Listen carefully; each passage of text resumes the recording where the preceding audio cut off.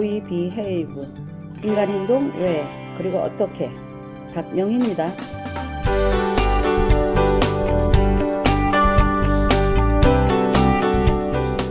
오늘부터는 평안으로 가는 12걸음 중 5번째 걸음인 고백하기, 즉 나는 솔직하고 정직하게 나의 성격적 결함을 하나님과 나 자신 그리고 다른 사람에게 고백한다 부분을 선영씨의 예를 보며 인간 행동의 원인과 방법을 생각해보죠. 기독교인이 타 종교인들보다 잘하는 것이 무엇이 있을까요?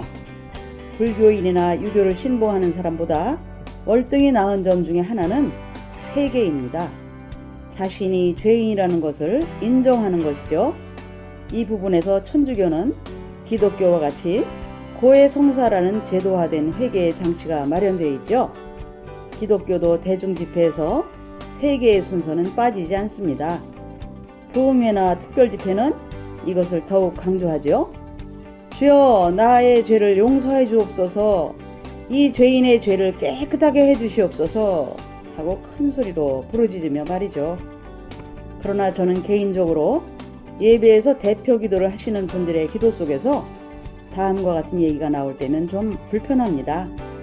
주님, 우리가 알고 지은 죄와 모르고 지은 죄를 용서하여 주옵소서. 일면 굉장히 은혜로운 기도인 것 같습니다만 너무 두루뭉실하게 뭉치고 넘어가는 기도처럼 느껴지기 때문입니다. 알고 지은 죄가 있다면 명확하게 드러내어 그렇지 않도록 결단해야 하고, 반면 모르고 지은 죄는 그것을 밝히 알 수 있을 때까지 잠잠히 살펴야 할 것입니다. 너무 자신이 중심이 되어 주님의 사죄와 용서를 안일하게 여기는 것 같습니다. 값싼 은혜죠. 앞에서 죄에 대하여 여러 차원에 대한 이야기를 다뤘습니다만 분명한 죄악과 죄가들은 명백히 드러나야 그것의 위력이 약해집니다. 앞의 기도문처럼 의문스럽게 뭉갠다면 한편 위안이 될 수 있을지는 모르지만 어쩌면 더 깊숙이 우리 안에 죄가 침투할 수도 있습니다. 그것이 겉과 속이 다른 이중성을 만드는 것이죠. 일반인들이 기독교인들을 얼마나 신뢰하고 있을까요? 이를 나타내는 지표가 몇 년 전에 조사되었습니다. 한 시사 잡지에서 직업군 33개에 대해 누구를 가장 신뢰하는지를 1,000명에게 설문조사했습니다. 한국인들이 가장 신뢰하는 직업으로는 소방관, 간호사, 환경미화원이 꼽혔습니다. 가장 신뢰받지 못한 직업군으로는 정치인이 꼽혔지요. 이 결과를 보고서 저도 금방 수긍이 갔습니다. 그렇다면 종교인들은 어떨까요? 신부가 11위, 승려가 18위네요. 그렇다면 목사는 어떨까요? 부끄럽게도 25위였습니다. 과연 기독교인들, 특히 목사들이 모르고 지은 죄는 무엇일까요? 많은 것들이 있겠지만 저는 회개를 부정확하게 말로만 하고 난 뒤 이를 면죄부로 사용하는 것이라고 봅니다. 회개는 공공의 장소에서 자신의 잘못을 공개적으로 인정하고 앞으로 개선을 다짐하는 것이죠. 그러나 이것이 자신의 더 큰 잘못을 가리고 용서받는 것 같은 느낌을 주기 위한 수단으로 전락한다면 이것은 기독교의 큰 타락이 아닐 수 없습니다. 그러므로 내가 그들의 아내를 타인에게 주겠고 그들의 밭을 그 차지할 자들에게 주리니 그들은 가장 작은 자로부터 큰 자까지 다 욕심내며 선지자로부터 제사장까지 다 거짓을 행함이라. 무서운 말씀이죠. 욕심과 거짓이 있는 곳에서는 하나님의 영광에 떠난다는 것이니까요. 한국교회 역사에서 가장 큰 부흥의 시작을 1907년 평양 장대헌교에서 일어난 성령의 역사로 보는 것에 이견이 없을 것입니다. 이 대부흥의 첫 포문을 연 사람은 길선주 목사였죠. 부흥의 마지막 날 자신이 성령의 역사를 막는 아간이라고 고백하면서 1년 전 세상을 떠난 친구의 유산을 착복한 것을 공개적으로 토로하였습니다. 이 고백은 모인 모든 사람들의 회개에 불을 붙였죠. 그들은 자신들의 죄악을 공개적으로 드러냈습니다. 바로 그 고백의 장소에서 성령께서 큰 부흥을 여셨습니다. 한국교회의 우렁찬 영광이었죠. 그로부터 100년이 지난 2007년 상암 월드컵 경기장에서는 그날을 재현하고자 수만 명의 기독교인들이 모였습니다. 그리고 100가지나 되는 회개의 제목들이 제시되었죠. 그러나 그로부터 몇 해 지나지 않은 현재의 모습들은 어떠한가요? 앞에서 살펴본 초라한 성적표를 둘째로 하고서라도 스스로 어떻게 생각합니까? 저는 무척 부끄럽습니다. 그렇다면 과연 무엇이 잘못이었을까요? 100가지나 꼽은 회개의 제목이라는 것이 모르고 지은 죄처럼 은근히 두루뭉실하게 뭉치고 지나가려고 했던 것은 아니었을까요? 상담의 현장에 있다 보면 상담이 일종의 회개라고 느껴질 때가 있습니다. 솔직하고 정직하게 자신의 속내를 털어놓는 내담자들의 이야기는 그 자체로 기도처럼 다가옵니다. 그들도 상담자인 나를 향해서 말을 건네는 것처럼 보이지 않고 나의 너머에 계신 그분을 향해 자신의 깊은 속을 토설하는 것이죠. 12걸음에 참여한 선영씨도 그러했습니다. 눈물이 무척 많은 분이었는데 선영씨는 남편과의 오랜 불화에 깊은 아픔을 가지고 있었습니다. 남편이 자신을 홀로 내버려 두는 듯한 느낌이 들 때면 배신감으로 몸이 치를 떨었다고 했습니다. 남편과 다투게 되는 중요한 이유도 바로 이것이었는데 자신에게 신경 쓰지 않고 돌보지 않는다는 비난이 자신도 모르게 날카로운 화살처럼 날아갔습니다. 사실 남편은 그녀에게 있어서 구원이었다고 했습니다.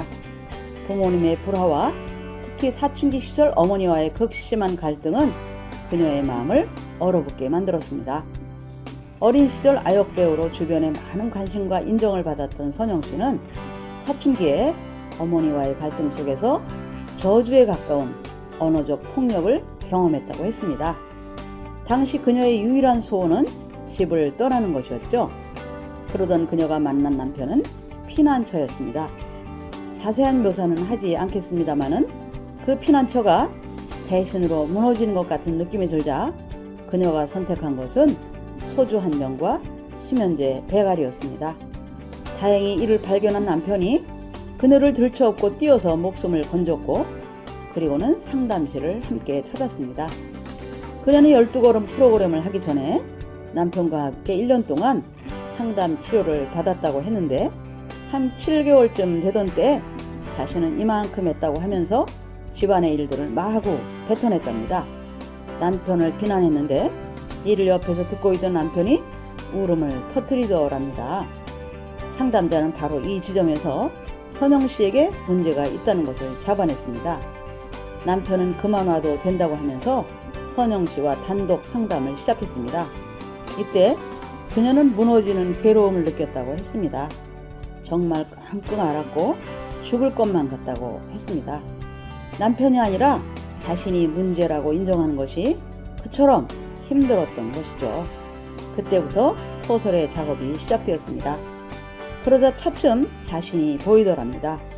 화살, 숟가락, 그리고 꽃이었습니다. 화살은 상대의 심장을 콕콕 찌르는 말이라 했고 숟가락은 먹고 사는 문제에 안달하는 것이라 했습니다. 꽃은 나 잘난 맛에 사는 교만함이라 했죠.